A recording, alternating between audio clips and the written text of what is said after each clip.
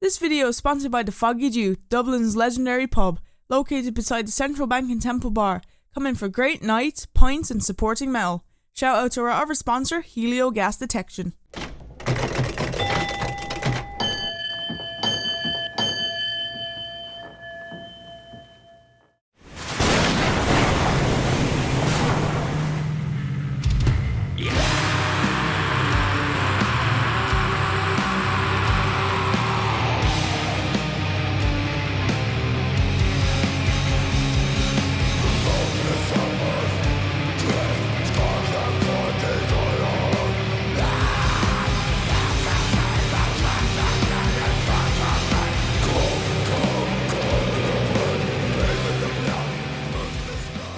Hey everybody, Richie here from the metalpodcast. I'm delighted to welcome Liam and Gerard of Soothsayer to the show. Cheers, Richie. Nice Live at the studio. First one, the last time, Archaeus. Remember them from Cork? Oh, yeah. They were the last lads, I think, was filming here. So, yeah, welcome to the show, lads. Cheers. We're all on water tonight. My reason is I'm fucked from alcoholism. I tell you, over the last few weekends. Same. Metallica, Liverpool. You've been going to weddings. Yeah. Fair few weddings, Sick. right? Yeah. How about you, Jar? Have you been up to any? Did you go to Metallica or anything like that? I didn't, but I actually got married last month. Ah! That's one of the weddings. That was one of the Oh, weddings. was that one of the weddings? That was one of them, Oh my god, that's no. brilliant. yeah. But no, I'm fucking terrible for going to gigs. The last gig I played actually with the lads up in Limerick, I saw Tall John and he was asking me, "Did you go to this and that?" And I was like, "John, I'm sorry." Yeah. Are you going to this? And I was like, No, I'm sorry. It's just I play gigs and then I try to watch the other bands, but there's so many things going on in my life now. I just try to make time for it. I am getting better. I am getting better. Okay, that's good. I went to AC/DC, if that makes any difference. The last time they played and it was at Cork Park. Yeah, God. How was that? This is an old guy. I can't do it. Do you know what I mean? They put us up. Is it up? To the side, the very side of the speakers, and the sound was shocking. So we actually just got out of there and went down to more towards the back, just standing towards the middle of it where the sound was better. But I just prefer small shows. Yeah, I'm the same. I'm brutal for going to gigs, but I just prefer. And sure, you did how many gigs with Abigail Williams? We did 3 with them. Yeah, how'd that go? Good, yeah, really good fun. They were nice lads as well. We just did the Cork, Dublin and Limerick shows. Yeah, it was good, alright. You played, was it in the PAV? Yeah, PAV. What was that like? That was probably the first time you played there, was it? Yeah, it was, alright, yeah. It's a brilliant venue for metal. It's class, it's so good. I'd love if there was more. Yeah, the sound engineer lad was saying that they're going to try to do a few more in there. Okay. Now. And it was cool, like for a Wednesday night in Cork as well. Like it was a great crowd there. It was really cool. Shows that there is. And as a front man, you like to kind of wander around. So it was nice and roomy for me. Like it was good, alright. Yeah. And like, what about the kind of temperature in their jars, drummer like? It was fairly hot, alright. Yeah. I was surprised at how bright like the actual stage lights were. Okay. Like, I couldn't actually see much beyond like the first row, but it was pretty hot, alright. But the sound was really good. The sound was really good, but I did hear people say that it was different level to level. If you were at the very very back up the top, like you could hear the bass more, but if you were down towards the front, you could hear the guitars more. So we were hearing reports of that. Right. And I think the Abigail Williams lads were like direct feeding. They weren't using. I'm not good with this technical stuff, but they weren't using any amps at all. They weren't. So they were just direct feeding, and of course it makes sense for them. Yeah. They don't have to look around. With the PAV, the sound would have been better if they went through the amp, I think. Okay, fair enough. Said the support band's got a better overall sound. Okay, you know? So interesting, that's isn't what it? I heard anyway from people. Yeah. Following the Signs did that in Europe as well. Oh yeah. And it kind of worked out to various degrees. Like, I think actually they were the last band that were here. Actually. Okay. Anyway, so we're here for the Unbinding. It's coming out July the 3rd. May I congratulate you on an amazing fucking album. Thanks very much. Absolutely fantastic. I was delighted to see it coming out anyway, first of all. It's been a while. So 5 years actually. Would it be, roughly? Yes. Yeah. For just over 5 years now. Yeah. And it was April 21 the last time it came out. Yeah. And of course, personnel change, Gerard replacing Sean. Maybe just give us a kind of an insight into that, Liam. Yeah. First of all, we kind of we all moved out of the city. We kind of started rehearsing down near Con's place near Trelton. Okay. We were all kind of living rurally and moving down, but that to be said for it. Yeah, big time, yeah. But it just wasn't working out for Sean then. He was finding it hard to get down and stuff. It's all big love, you know. There's no, absolutely no bad blood at all. You know, but trying to get a fucking decent drummer in Cork is tough enough. It is. So, Jesus, Ger, and they failed. But I'll do my best. You know? No, Ger's been brilliant. Big time. Jesus, sure, you know, it seems to me all across Ireland that there's drummers doing 2 or 3 different bands. Yeah. And are you still in Ever Deadwood? I am. Yeah. Okay. Yeah. I mean, it's a common theme amongst the Irish metal. Like Johnny King is pretty much holding up the pillars of Irish metal there when it comes to drumming. Yes. I'm only naming him out the top of my head. Yeah. No, it's great. But you know yourself, there's so many that do double duty and triple duty. You know, so it is hard. It's hard to find a drummer that's definitely got the vision, you know, or the same musical style. It's very hard. Oh yeah. You know, so and I definitely align with the lads. Okay. The first gig I played, I came late to it. I picked up drumsticks when I was 21, which is an old man. You know what I mean? So Jesus. And my reasoning for it was I wanted music to be playing that I thought wasn't being played enough, you know. Okay. So I was I shouldn't just sit here. I should try and do it. Yeah. And were you a musician before that, as in guitar, bass? No, I was musical, but Okay. I always liked the drums, and I just said, "What am I sitting here for? Just try playing." And I did, and I taught myself. And YouTube was great in that regard. And I think my first gig was 2017 it was a 2-piece band, and we tried our hand at some second wave black metal. And first gig I played, I was I cut my teeth in this. The lads come in. No way. Yeah. And I was like, shit. What was the band? It was called Masayal Dajal. So it was a guy that came over. He was actually in the Flight Academy studying. He's from Libya. Okay. Hack was his name, and I remember Hack. Me and him just started chatting. And we started chatting in a pub, and he said, "Do you want to do something?" I was like, "Yeah." So he was like, "Look, he wants to do something I do," and we did, and it was very, mayhem orientated. It was good stuff. It was grand. Yeah. So it was good, to get experience with. But the lads have seen me, Liam, Con, Pav, and Mark from day one. And they've seen all my subsequent gigs. Pav did the sound for me so much with Everyday Good. Of course, yeah. And so when there was a nice connection. So when that transition came, they when Con rang me, he had already seen me play many a time, you know, and he knew exactly what my kind of style was like and what I liked musically. So, I mean, he was just like, "Do you want to just slide in there?" You know, when he rang me originally, I thought is it to fill in for a gig? Yeah. Or something, yeah. And then he was like, no, you can fill in forever if you want. I was all right, grand, yeah. And where are you then, Ger? Are you kind of near their lads? I actually am, yeah. Oh, so that's better again. Yeah, Fair enough. I'm fairly out in the sticks there. If you're heading Cork to Mill Street, I'd be halfway. Just there's a mountain there that you go up. I'm at the foot of that mountain in Rolan. Right. And as the crow flies, then Con is actually just towards Macroom. So he's just over, he's just across there. Not too far, and then Pav is very, very close as well. So we're all out of the city, west or northwest and southwest. It makes a difference, it does. So where are you rehearsing these days? So mostly we've been doing it down in Con's house. Yeah. The last couple of times we went up to the Blackpool place, you know. Oh yeah. Where we used to practice for years and years, and so it was cool to go up there. It's kind of nostalgic. Yeah. You know? We'd just been hammering around. Was that for Abigail just to kind of get ready? Makes sense. I've down here, the band always preferred to let the music arrive in its own time rather than work to expectations or release schedules. Would that be? Yeah, we're also very disorganized, so things take their time, right? Yeah.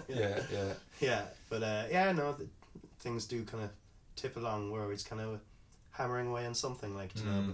Had you much songs written in Ger? Well, we had the poor Jer came in and it was just like you have to record this album in 2 months. Oh, yeah. Fuck, okay. Yeah. And so yeah, no pressure at all. Yeah. And he did it. I was down in Killarney when Con rang me and he said, look, there's a lot of work. Yeah. This was November. He said, we're booked in for February. And I was like, fuck. Yeah. And I was like, look, I want to, but I was like, will I be able to do it? I don't want to let him down, you know what I mean? Because they're booked in with Johnny. And I just said it, I goes, Con, I'll do it. Yeah. I'll do it. But like, fair play to you. yeah, like I just about learned the songs when we, the week of, like, I was comfortable and familiar with them. Yeah. And I was just saying to Liam, we were on the way down, it's like, it's nice to be able to get to a point where you're so comfortable, you can start kind of like really applying your own kind of flavour to it and whatever. Of course. I wasn't quite there, I just knew the songs. Yes. Do you know what I mean? Yeah. But now I'm at a place where I'm very, very comfortable. I can write my own There's a signature, you know? but with it, yes. So, of course, but it was definitely the most challenging thing I've done, like since I picked up drumsticks by far, like. But look, once I start something, I'm not going to leave someone down. I'm not going to leave the lads down. So yeah, I was committed to it. Yeah, fucking hell, it shows, man. It's a brilliant. There's a brilliant amount of styles right through that album, Ger, that will catch the listeners' ears, you know. Nice one. Yeah, well done. So you recently joined Apocalyptic Witchcraft from Transcending Obscurity. Did you feel that was the right home for Unbinding, and what appealed to you about working with them? Yeah, so it's great to be with them now. I've been following them for years now, you know. And cool. I've known Connor for a good few years as well, from doing stuff with From the Bogs as well.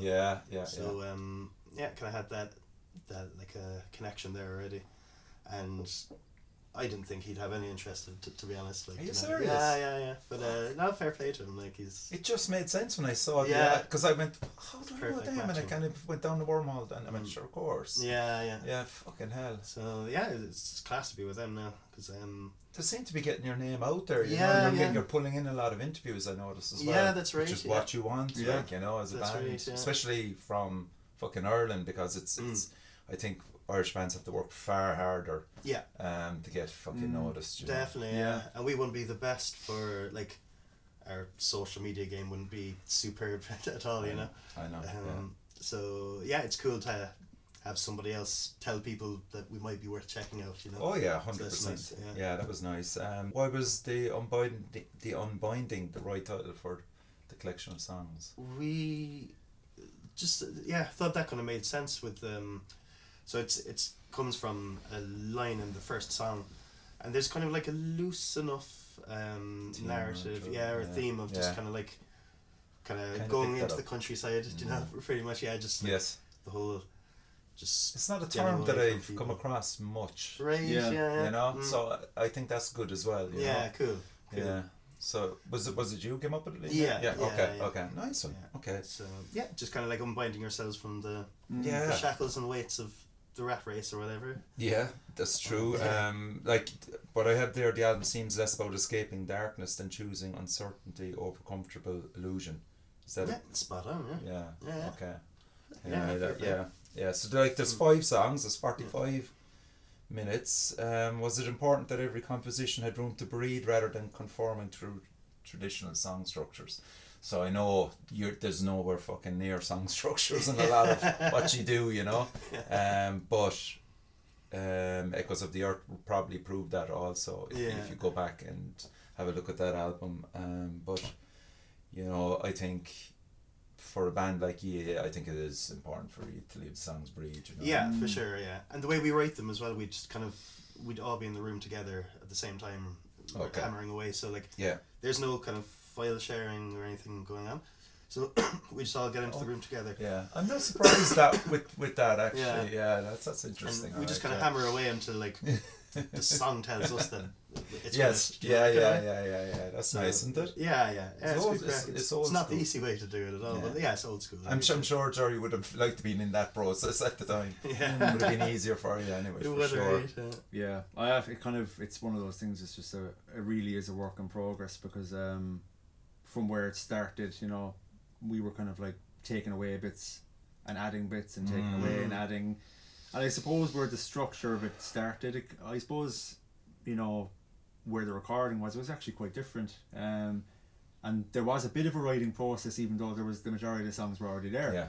There was actually quite a bit of writing process. True, that we did. You know, like will I do a bit, you know, double pedal here, will I hold it back there, you know, and you know when to do it, when not to do it, you know, with a blast work and so on. Yes. So there was a bit of that, and that I suppose that actually definitely helped, kind of, you know, post structure, and then you know Mark would have added a few bits as well there, a few kind of licks and things like that. So actually, and there was still a fair bit of writing actually to do. Leading up to Shawnee. Exactly, yeah. Okay, yeah. That was kind of just happening organically, you know. So, do you know, like, I especially now there's a Soothsayer, and I also mentioned Tombs, also kind of that kind of music asks listeners to slow down, really immerse themselves in it. And the era of playlists and short attention spans, do you see the patience as almost an artistic statement in itself these days? I guess it kind of is, yeah. Like that wouldn't be where we're coming from with it. You know, I think we're not really thinking about that side of it. And that's my point. Like you're asking people to listen. Yeah. Okay. You know? Yeah. Because I mean, it's so hard now to get younger people, I would say, to sit them down and say, look, here's a fucking album. Yeah. You know, it's 45 minutes long. Sometimes they're longer, but like, you know, give it your attention. Yeah. And they're fidgeting already. That's like, right. You know, yeah. It's the world we're living in now, right? It is, but you know, and like you are releasing this in vinyl, which is great because that demands. Yeah, you have to actually listen to it. Like, yeah. So like there is many people out there that I'd imagine that will still go for the vinyl and that will, as I said, like to immerse themselves in music. Hopefully, but anyway. I just wonder about the younger gang coming through. Yeah, I don't know. I'd say the way to catch them is probably on a live show. Yeah, exactly. Live show, correct. Yeah. So working with Shawnee Cads, a fellow Corkman at Lost. Yeah. Light Studios. I know he did Echoes of the Earth with Pavel and Aidan O'Mahony. That's right. Yeah. So like you also had guest vocals. Oh yeah, involved in it. Yeah.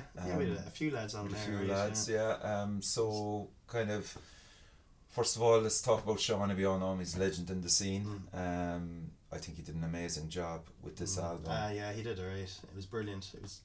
The whole process was excellent. There's a clarity, but there's a kind of murkiness. Yeah, and kind of still enough dirt there. Like yes, yeah. And I think Shawnee has that down to a T. You know, really. Oh, he knows exactly what he's doing. Like, it's cool. It was really good to work with him as well. Because sure, he's seen us over the years a good few times as well. So he knows what we're up to, and he kind of knew what we wanted to do as well. And he was brilliant. Was the temptation at any stage there to self-produce again? I guess we're all kind of like. You can do it. Like, we're kind of just doing it like in the studio with Shawnee even like it was kind of self-producing in a way there. I suppose. Yeah. Did you actually record live or what? We did live. Yeah. Just a fucking shit show. A shit show. Was it really? Just a day and then a morning after and like, when he wasn't screaming, he was fucking making faces through the window. Yeah. Just how we actually recorded the album is fucking beyond me. It's just absolute. Just in there, a fair bit of Beamish drink as well. Oh yeah, it was crazy. Like it was a great laugh actually. It was good fun. Sure, Shawnee would be fucking delighted to have you. No, it was brilliant. It was just like hanging out. It was a bunch of lads hanging out. Yeah. And I wouldn't look beyond him. Yeah, because he's an absolute professional. Oh yeah, like, fucking fact. What he was able to do, just like that. Yeah, Shawnee, can you just change this drum part here? And he's just like, yeah, done. Just magic. He's so adept. What do you think is the most difficult out of you to manage? Like who's button heads with Shawnee?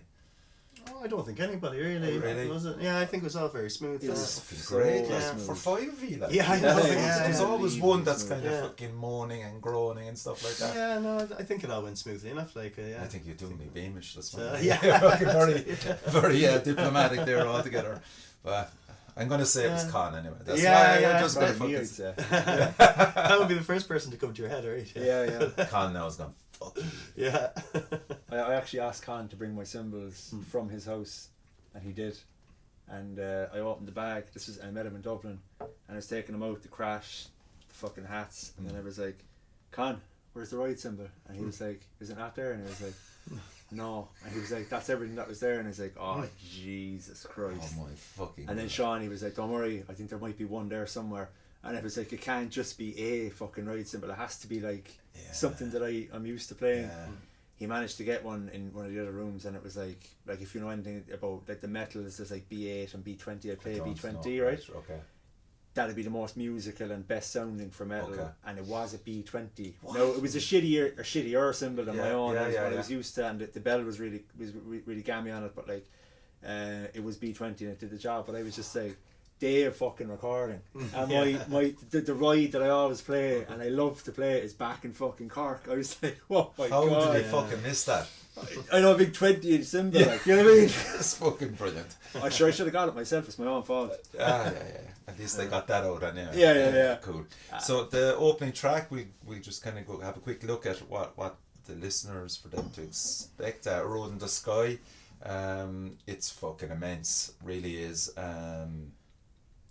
Like, it's kind of the black metal assault, the blast beats, and there's a lovely section in the middle that I find just kind of swirls around Liam's vocals, you know, nice and just the ending again, just kind of, it's like a book really, from one end to the other, and then it just kind of ends then with I said that about you to other people as well, that you take so much care also in even just the way you finish tracks.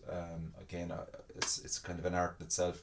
Tombs did it for their one as well. It's something that I really enjoy as a listener. Cool. Is how bands finish a track, you know, and there's certainly the first two you do a nice balance with that, just the way it ends, you know. But I think it's the right track to start the album. Yeah, I think so, right? Yeah. Kind of kicks in a little bit. It does, like, yeah. It kind of gives you a nice flavour, and so opening track, and it was the opening single as well. Yeah. So you all agreed on that? Yeah, pretty much. Yeah, it was Connor from Apocalyptic was just, he said like, what about this for putting out this as the first single? We're like, yeah, good. Yeah, we're for that. Yeah. Like there's good. Kind of like, despite the heaviness of that track, there's kind of a profound sense of kind of disillusionment as well. You might kind of, you don't have to explain too much, you know, because I don't want the listener to kind of be dictated, but like, would you say that'd be fair enough? Yeah, for sure. Yeah. The whole track it has that vibe of being disillusioned with the world around you, and wanting to kind of go away and do something else. Yeah, and it's a great title as well. Like, you know, it's pretty powerful. Like, cheers, man. You know, like, does it mean anything to you personally, the title, or is it again just ambiguous? Like, ambiguous enough, I suppose. Okay, like, just the idea of kind of I guess like a sense of reality around you breaking down and feeling that disillusionment then. And is this a character journeying through the songs, Liam? Yeah, it would be. They'd be a bit of both. I'd say. I picked that up. You know, it'll all kind of start off from something personal. And kind of get dressed up. That's fair enough. That's fair enough. Sooner Acceptance is a fucking great song, man. Yeah, love that song. You have said in previous interviews, and that's how I picked up about, it was inspired by your grandmother. Oh yeah, to a degree. It was just, after she passed, I guess, it wasn't long after she passed that the lyrics were written for that song. So there's, you could probably pick out little bits and pieces in there as well as you're listening to that. And kind of even when you wrote that, say, Liam, like, has it changed your own relationship with mortality? Because it's a difficult thing to go through, you know what I mean? I've gone through it, man. It's just so fucking, you're just kind of, nothing can prepare you for it, really. And then you're just kind of, you have to figure it out yourself. Like, that's right. No, it's, I guess it hasn't changed my relationship with mortality at all, but it's kind of, I guess, kind of solidified it a bit, I suppose. Do you know, if that makes sense? Like, and like, fuck it, none of us are guaranteed like an honourable exit. No, do you know, that kind of way. That's true. So like, your vocal performance is incredible in this. Cheers. Thanks, Richie. No, it is, and it's a special one, obviously, for you to get out there. Is that a live track? Yeah. As is. Okay. Yeah, it is. Right, yeah. How do you feel singing it? Like? Do you enjoy it? Yeah, it's one of my favourite ones to do. Actually. Okay, nice one. Yeah. I'm doing it, yeah. It comes across that way as well as a live track, you know, because I wasn't sure, because last time I fucking saw you was, God knows, I can't remember. Yeah. Would it be Monkfest maybe? Okay, right. 2 years ago. Right. Okay. Would that be about right? That was 2 years ago. Yeah. Okay, so that was it. Yeah. And so endless. What's it called? Sheisha. Okay. So I have here Shishang. Is it? Yeah. Shishang isn't the figure most listeners in the West will immediately recognise. Yeah. So what drew you to that mythology? Like, I've a bit of history there with India. I spend a good bit of time over there. There's a team running through this that I want to explore with you as we go along. Yeah, I was not surprised. So this lots of I've always been interested in the mythology of it, right? And being there was a life-changing experience years ago when I was first there. Wow. And how old was Liam? Oh, it was. You were in the 20s, were you? I'd say probably like 29. Okay, so you'd have a good perspective on life. Yeah. At that stage, that's anyway. right. Yeah. So going out there then. Yeah, going out there and seeing like kind of the best and the worst in humanity. Of course. You know, it's really eye-opening. Something connected there with me anyway on some level, and so just like the kind of Indian influences there lyrically just came in without thought really, you know, when I was writing. So nice. Yeah, just kind of let it flow in, you know. Again, like with the song itself, like it kind of shifts and evolves. There's a nice balance between atmosphere and heaviness. What's your own perspective on that, Ger? I actually quite like it. It was a bit tough, the writing process, because I thought it was actually kind of thin in the sense of how the song progressed. I thought the others were a bit more complex. But we added a few bits that I thought were that nice punchy parts. Yes. That I thought kind of then put it out on its own. I know it's a bit more individual from the others. Yeah. That song was a very interesting one, because even Mark had some really very nice kind of tremolo parts in certain areas that I really like. Yeah. It's not a one that we actually played live. Yeah. I'm trying to push that. I'm trying to push it, because I think it has some really kind of nice kind of punchy parts. It has, that translate live. Yeah. But we'll see. It's short enough too. It's not. It that is. long. It's short. Yeah. Yeah. So it's definitely one to. I'd say that was the song that was like least together when you came in. I think so. Yeah. Okay. It's the one we would have worked on the most. Yeah, but there's my memory now. There is a decent kind of a blast section at the end. Yeah, there is. Just that really kind of motors on. Yeah. So that'll be a good live, alright. Yeah. So on to the next track, Divine. We're gonna listen to a piece of that. It's kind of unsettling that track. Yeah. In a lot of ways. In a lot of ways, musically and. It's kind of, you might have to probably explain a bit, Liam, in relation to this kind of your about spirituality. Maybe it's kind of you were a bit skeptical of it, was it? And there was kind of there was just this kind of like, I guess it was one of these kind of like shamanic retreat things that I went to, and it was just like, I was like, this is very cultish. Anyway, it was just like a weird night. I'll tell you more off camera. Okay, yeah, but it inspired the lyrics to the song. It did for sure. Yeah, it was just like a fairly intense experience there now, and I was just like, what the hell is going on here? Do you know? And the lads had the music for this before you tackled it. Was it? That's actually a song that's been knocking around for years and years, probably since before Echoes of the Earth. Yeah, because it's probably the one track I'd actually put into Echo of the Earth, really, and I think would slot in there no bother. Yeah, it probably would actually. Yeah. So that is the oldest one then. Yeah, it is. That's mad. I'm remembering right. Yeah, so that was knocking about before I would have gone away to India the first time. Okay. So yeah, I think we kind of like had the song written and happy enough with it, and then just kind of dropped it then for a few years, you know. And picked never it up featured again. on any live sets or anything. No. Jesus, Ger, what was your memory of recording with that song in particular? That might have been the very first one we played. And that was the one that introduced me to the new songs. Right. Okay. So like, as far as I was concerned, I thought of that as a main song, you know. But I liked it. I thought it was really good. I as regards, contrary to what I said about the endless Shisha, the Vine had more to get into it. There was more meat there. Okay. So there was lots of parts that I was like, oh, I could do this here, do that there. Yeah. And there's a kind of a section then towards the end I call the primordial part. It just has a very kind of primordial-esque driven part. Yeah. And I thought there was loads of variation in that tune, so I really liked that. I thought that was a really enjoyable one to record as well. Cool. Okay, so what we're going to do is we're going to play a section of Divine, and I had it set up earlier. So again, modern technology. I shouldn't even bother hitting record now. Oh, there it is. I have it. Let's go.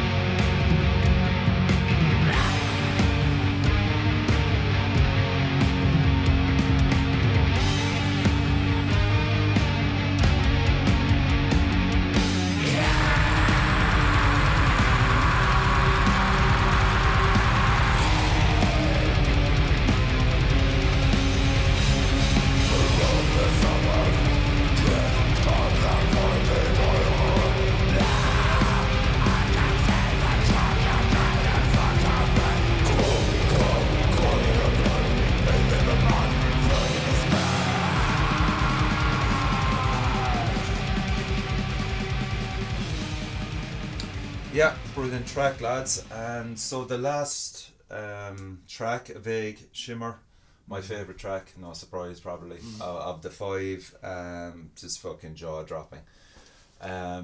It's a fitting ending to the character's journey and to what you've achieved musically with the previous four songs, I would say. So how did I'm interested to see how this song developed. Yeah, so that started out with Mark O'Grady for ages, had the bling yeah bling. yeah brilliant. For ages he had that, and that was probably going back to before Echoes of the Earth as well, that was knocking around. And I'm not surprised either. And it was just an idea that every now and then we would have picked up on and hammered away a little bit at, but we never worked on it to completion at all. And finally, eventually, we just finally did it. And, it's a good one, alright. The vocal performance with the highs and the lows on that, was that again another situation where someone went, do you know what, maybe higher vocals would suit this, or what way did you do that dynamic? No, just I'm really lucky in Soothsayer, like nobody ever tells me what to do at all. Right, just kind of do whatever, and nobody says anything to me, so I'm like, alright, it must be alright. So, fucking hell. Yeah, it's grand. And then Con sings at that kind of epic section then. Of course, yeah. And which is cool. I wish he did more singing on the album, because his voice is very good. It is. He gets what's the band from Cork? The Corvona Orange. Oh yeah. What's their other band? It's The Grudge, is it? The Grief. The Grief. The Grief, with John Floss. Yes. that track reminds me of a grief track. Oh yeah. Do you know the dynamic, the vocal dynamic with it, with Steve? And sure, Steve used to be in Soothsayer years ago as well. Fuck, that's right. I forgot about that. Yeah. Jesus. Yeah, it's a nice kind of, and it's great that Cork bands are producing stuff like that. You know, some brilliant doom, but like there's melancholy, there's melody, there's a story behind it. I'm so proud of us being from fucking Cork. Like, we're flying the flag for a particular genre of metal that's really strong in Ireland, and a lot of it is coming from Cork. You know, so that's great. That's like, cool. I don't know. Do you even bother thinking that way? But I haven't thought about it, to be honest with you. But that's cool. There's a nice tapestry there. Yeah. So like your lyrics on this one, Liam, they often draw on symbolism and spiritual traditions. Are those influences simply storytelling devices, or they genuinely shape your approach creatively? I think they probably do shape the approach creatively, even if it's subconsciously, like, you know. Right. Yeah. I guess I've always been interested in all the kind of the mystical sides of things there as well. So it's always going to be coming into the writing for me in some shape or form anyway. You know. You strike me as a guy that has a notepad at always in hand, Yeah, I've got one in my bag there. Yeah. So whatever comes down, you're writing it. Yeah. So how many pages did you have to flick through for something like this? Even when we were recording. Even the title. Go on. When we were recording, I just had lots of little scraps of paper all around me. And I love that still idea. kind of putting it all together, you know, on the day, like, just like, again, last minute, no study, you know, just... Yeah, trying to scribble around. And portraying that live then, there's no difficulty with you remembering lyrics or anything like that? No, it's grand, It's grand, because, like, by the time we're coming around to doing it live, I've done it enough now. You've done it enough, That's always my biggest favourite. Yeah. You know, just... And even when I'm writing the lyrics, I'd spend lots of time writing and then rewriting, and it could be it's a whole process. Yeah, it could be fermenting there for a good while, you know. It's not set in stone until it's recorded then. Gerard, this song, have you played it live? Yeah. Oh yeah. Yeah. 100%. Yeah. It's what are your particular favourites in that section? I actually love when Con's vocal comes in. He does that kind of like clean. It does. Yeah. Sure. I actually, one thing that's fantastic about this band is being like, obviously Liam, fantastic vocalist, but Con's actually a very good singer as well. Yeah. And I actually find myself trying to tie in with vocals. So it's great. I tie in my cymbal hits sometimes with what Liam does. Which is not what people would usually do. They might accent a guitar note. But I've tried to do that more, and it's just it feels really good live. You know, it feels really good. Like Liam might do whatever the syllable. There might be a 2-syllable word, and I'll hit like bow crashes, you know, for it like that. Okay. Same with Con. So that's one of my favorite parts. Con has a part like that when he like there's like 3 syllables, and I'll do like a flam and then 1, 2, 3 or something like that. Yeah. Just literally tying in the music, you know, like just reinforcing what they're doing. So that'll be my favorite. It's tricky though. There's a kind of a section there, right, when it all quietens down. Yes. And then there's a crescendo back up. Yeah. And that's when we were practicing that first. That was a bit of a head wreck, right, wasn't it? Yeah. Just getting the time of it because it's so quiet, and me and Pavel trying to lock in, which we've done, but yeah, of course. Because Con's guitar, like that note, his guitar is very unique, you know. And you can hear the sound, but you can't hear individual notes sometimes. Right. So when we're playing live, he'll turn around and he'll be strumming away, and I'm like, you know, I need to hear this properly now. You know, in Dublin we were there the last time, and I was like, you know, just on the hats getting ready to, you know, indicate that I was timing in, and he was just like this, you know, try again. You know what I mean? And I was like, that fucker. But like, it's a tricky section. But once it's all locked in, it's a real. That song is probably the closest thing to what like the jam feels like. Yeah, you know? It does. So Definitely. 100%, because there's just so many ideas going on. Is there any unique instruments that the listener mightn't have picked up? I know you're using bells. Oh yeah, I've got some Tibetan bells that go in there a little bit, and then there's just like I just strung together some seashells and some old donkey bones and stuff. Yeah, you can hear the rattling. Yeah, that's kind of like the live performance. Yeah, that's right. So and that song, they're the only two extra bits, I think. Yeah, and then Con does that big bellow as well, doesn't he? That part in the vague Shimmer, you know, that vocal bellow he does. Oh, the throat singing. Yes, it's very unusual. Actually. It is unusual. It's a really good addition. It is. Yeah. And like there's kind of a remarkable consistency in mood throughout the album. You know, despite each song exploring different ideas, how do you maintain that cohesion without becoming repetitive? Jesus, I don't know. I don't know. Hopefully, it's not repetitive. It isn't. That's it. Like yeah.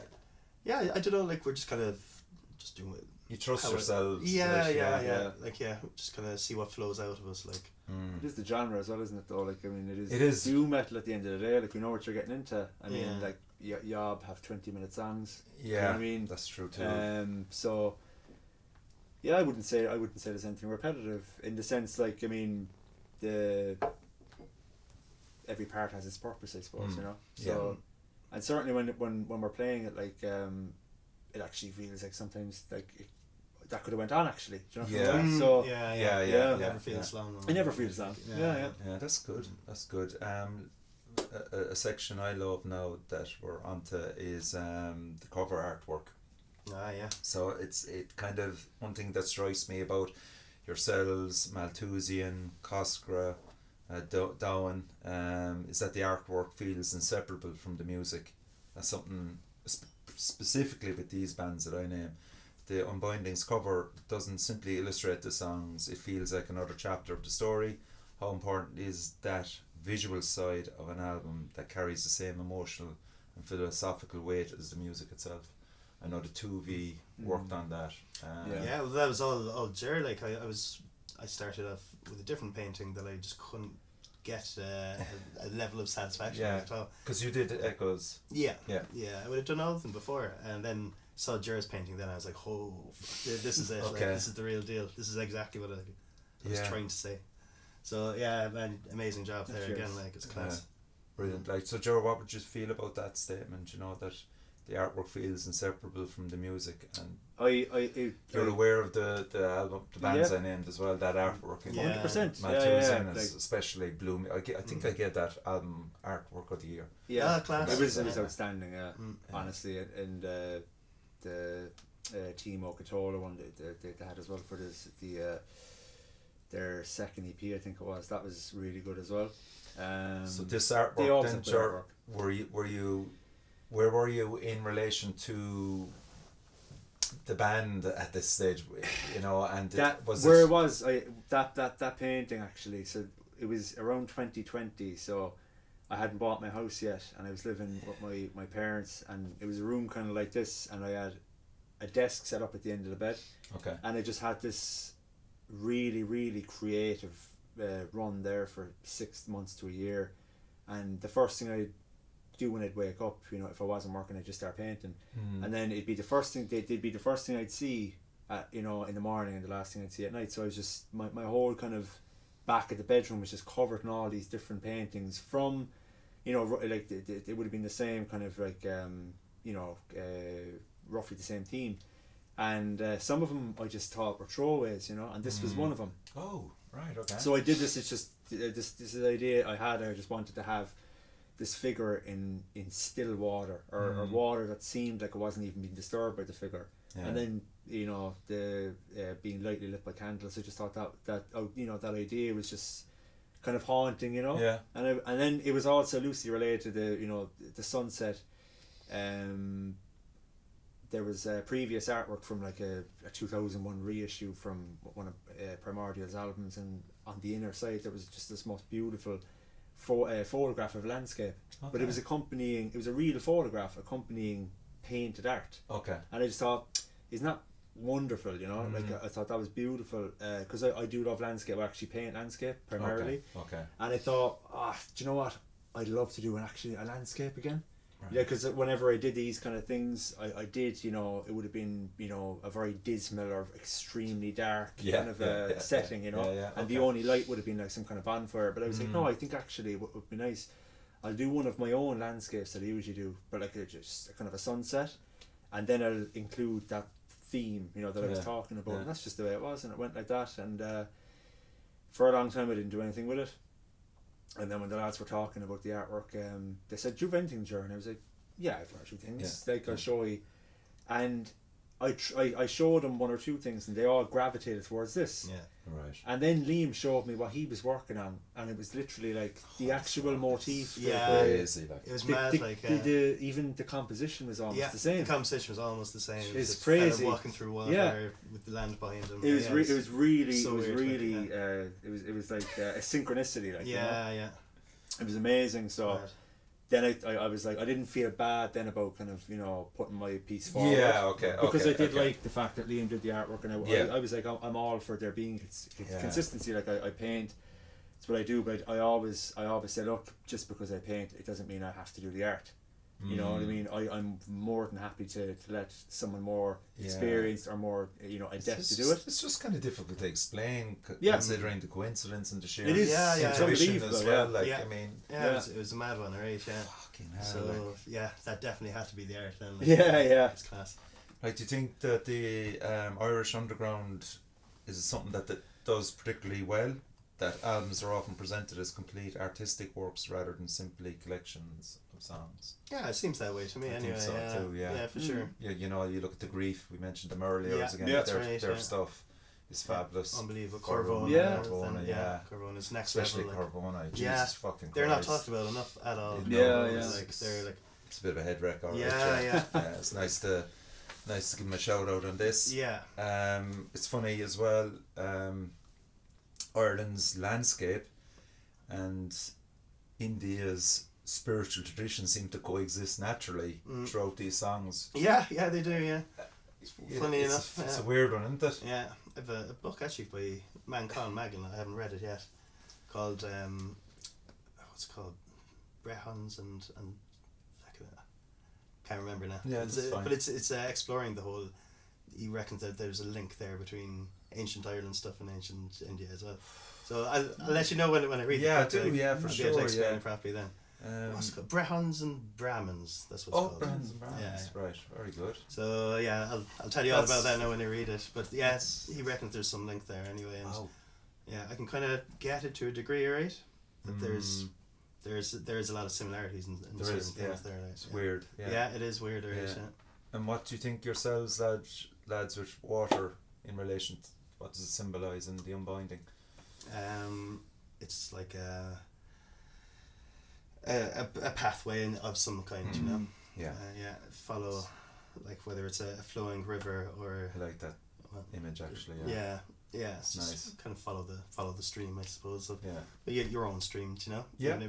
For sure. If the water is heading away from a place that looks familiar, just trust the water anyway and see where you end up. Yeah. You know? Yeah. It's a nice thought.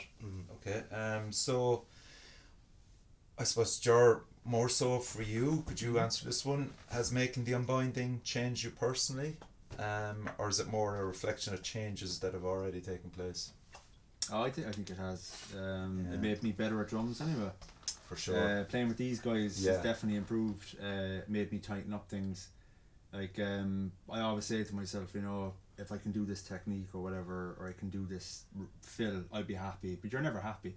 Yeah. I'm always adding to it, and before I started with them, there's a lot of my drumming that I wasn't capable of before, and now I am, and I'm very happy. I'm grateful to them. Yeah, they've definitely made me improve, and it's definitely changed me that way, which I'm very grateful for. But it's been a fantastic experience, and even working with Shawnee as well.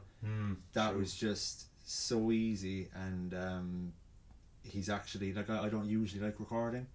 I like playing live, but he's kind of like, you know, giving me faith again in recording. You know, because he just made it so easy, and he knows exactly, you know, what you're looking for. He knows exactly. He's just got such a kind of an intuitive sense of what you're after, you know, and so it's, for me, 100%. The whole thing was a great experience. Like even though it was quite hard and I was put in the spot, like it was 100% worth it. Definitely, And like, even personally now, behind the drum kit with the lads. Yeah. Playing live, you know, that's another level again. Yeah, and I still haven't got paid, you know. Yeah. I'm always saying when are we getting paid? Checks in the mail. You drink Beamish, yeah. Yeah. I know, yeah, definitely. It's wonderful to play with the lads. They're great. They're a great bunch of guys to play with. So. Here's one for you, Liam. If someone finishes the album and comes away questioning their own assumptions about life, society, and themselves, you feel the record has achieved what it set out to do?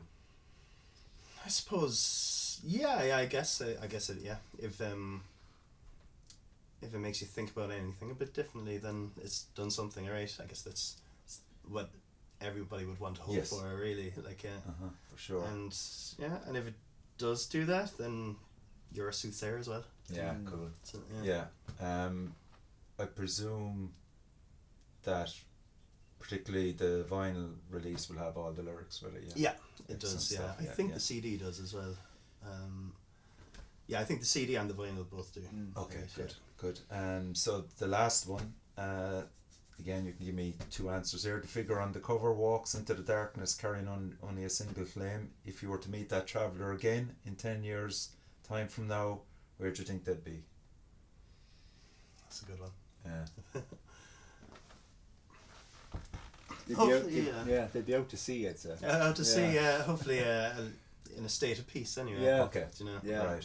They found where they're going. Yeah. And they won't need the light of the candle anymore. Yeah, that's right on. Okay. Excellent stuff. Brilliant. Congratulations again on an incredible release. Thanks very much, Richie. It'll certainly shake up the Irish metal scene, and thanks for taking the time to come in here and chat with me. Richie, thanks for having us. Brilliant. Cheers, much lads. appreciated, mate. Thanks, Richie. So the album is out on July the 3rd, vinyl, CD, cassette. Just go out and buy it. You're again another incredible release, probably album of the year contender, and just up Cork. Up the Rebel County. Yeah.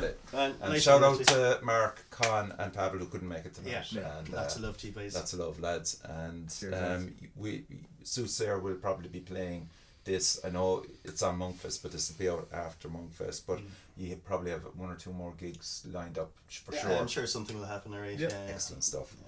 Okay, lads, thank you very much. Thank you very much, Richie. Cheers, mate.